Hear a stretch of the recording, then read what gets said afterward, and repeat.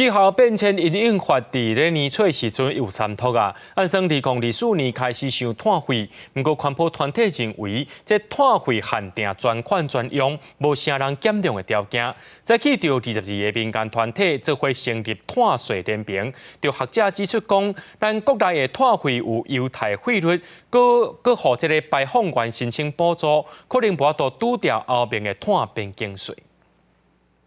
碳费先行，碳税更好。环保甲民间团体代表，佮有跨党派立委，拢出席宣布成立碳税联盟。虽然气候变迁委员会已经3读通过，要来定收碳费，但环保团体指出，第一阶段只要针对289间企业，这排碳大户的排放量，仅涵盖电力排放的一半。认为未来应该爱来定收碳税，和所有排碳的企业或者是个人，拢来负起减碳的责任。 针对整个源头的直接排放来进行课征，所有的国民都能够负起具体的责任。中研院经济研究所兼任研究员肖大基指出，